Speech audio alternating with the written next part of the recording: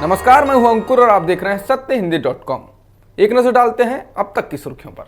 अब केंद्र सरकार ने हिंदू, सिख और बौद्ध धर्म के अलावा धर्म अपनाने वाले दलितों की स्थिति जानने के लिए एक आयोग का गठन कर दिया है। यानी सरकार इसके जरिए यह जानना चाहती है कि ईसाई और मुसलमान बन गए दलितों को अनुसूचित जाति यानी कि एससी का दर्जा दिया जा सकता है या नहीं।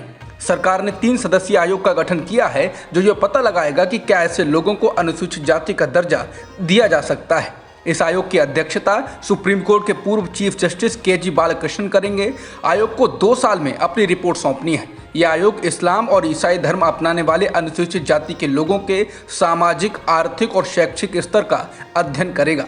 बता दें, संविधान के अनुसूचित जाति आदेश 1950 के मुताबिक हिंदू, सिख और बौद्ध धर्म के अलावा किसी अन्य धर्म को मानने वाले व्यक्ति को अनुसूचित जाति का सदस्य नहीं माना जा सकता है। आरएसएस प्रमुख मोहन भागवत ने जाति और वर्ण व्यवस्था को लेकर ऐसा बयान दिया है कि लोगों को भरोसा नहीं हो पा रहा है। आरएसएस प्रमुख मोहन भागवत ने जाति और वर्ण व्यवस्था को खत्म करने की वकालत की है। समाचार एजेंसी पीटीआई के मुताबिक एक कार्यक्रम में आरएसएस प्रमुख ने शुक्रवार को कहा कि वर्ण और जाति की अवधारणा भूलनी होगी। आज अगर कोई इस बारे में बात करे तो समाज का हित चाहने वाले हर व्यक्ति को ये कहना चाहिए कि वर्ण और जाति व्यवस्था पुरानी सोच थी जिसको अब भूल जाना चाहिए। उन्होंने कहा कि ऐसी कोई भी चीज़ जो भेदभाव पैदा कर रही हो उसे हर तरह से खारिज कर देना चाहिए। भारत हो या फिर कोई और देश, पिछली पीढ़ियों ने गलतियां ज़रूर की हैं। उन्होंने कहा कि समाज का भला सोचने वाले लोगों को ये मानना पड़ेगा कि वर्ण और जाति व्यवस्था पुरानी व्यवस्था थी जो अब प्रासंगिक नहीं है। मोहन भागवत ने कहा कि हमें उन गलतियों को स्वीकार करने में कोई समस्या नहीं, और अगर आपको ये लगता है कि हमारे पूर्वजों ने गलती की है, अगर हम ये मान लेंगे तो उनका महत्व कम हो जाएगा, तो ऐसा नहीं है, क्योंकि हर किसी के पूर्वजों ने गलतियां की हैं। बिहार के मुख्यमंत्री नीतीश कुमार ने आज सहयोगी लालू प्रसाद यादव और उनके परिवार के खिलाफ दायर की गई सीबीआई के चार्जशीट को लेकर लालू प्रसाद का बचाव किया। दरअसल सीबीआई ने कांग्रेस की सरकार में रेल मंत्री रहे लालू प्रसाद के खिलाफ कथित नौकरी घोटाले में चार्जशीट दायर की है। इसको लेकर नीतीश कुमार ने कहा कि इस मामले में कुछ भी नहीं है, और साथ ही कहा कि बीजेपी आरजेडी के मुखिया के पीछे इसलिए जा रही है क्योंकि हमारी पार्टियां उनके खिलाफ एकजुट हो गई हैं। नीतीश ने पत्रकारों से कहा कि 5 साल पहले क्या हुआ था, हमने राजद के साथ रास्ते अलग कर लिए थे, लेकिन मामले में कुछ नहीं हुआ। हमने इसमें सब कुछ देखा है, कुछ भी नहीं है। नीतीश कुमार ने कहा कि अब जब हम भाजपा के साथ नहीं हैं, उन्होंने इसको लेकर फिर से शुरू कर दिया है। कांग्रेस की भारत जोड़ो यात्रा लगातार जारी है। आज यह यात्रा कर्नाटक के माया सांद्रा में तुमकुर से शुरू हुई। इससे पहले शुक्रवार को यह कर्नाटक में मांड्या जिले में कई जगहों से होते हुए आगे बढ़ी थी। इस दौरान पूर्व पत्रकार व एक्टिविस्ट गौरी लंकेश का परिवार भी इस यात्रा में शामिल हुआ था। सितंबर 2017 में गौरी लंकेश की उनके घर के बाहर हत्या कर दी गई थी। कांग्रेस ने कहा है ये यात्रा देश में फैली नफरत के खिलाफ एक आगाज है।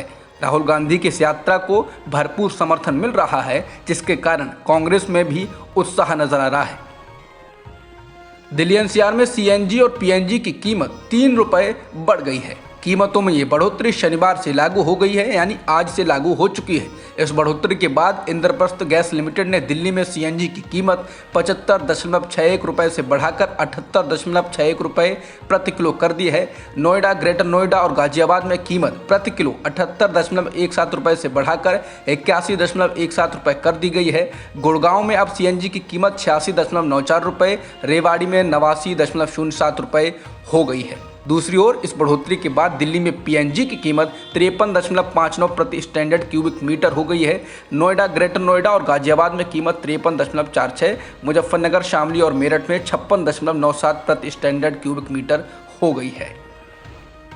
पेट्रोलियम निर्यातक देशों के संगठन यानी कि ओपेक द्वारा प्रतिदिन 2 मिलियन बैरल तेल उत्पादन में कटौती करने के निर्णय के 2 दिन बाद केंद्रीय पेट्रोलियम और प्राकृतिक गैस मंत्री हरदीप सिंह पुरी ने कहा है कि भारत को जहां से भी तेल खरीदना पड़ेगा वो खरीदेगा, क्योंकि पेट्रोलियम व्यापार और इसकी कठिनाइयों के बारे में जो उपभोग करने वाली आबादी है उससे बातचीत करना मुश्किल है। वाशिंगटन डीसी में पत्रकारों के एक समूह के साथ बातचीत के दौरान उन्होंने कहा कि नागरिकों को तेल की आपूर्ति करना हमारा कर्तव्य है।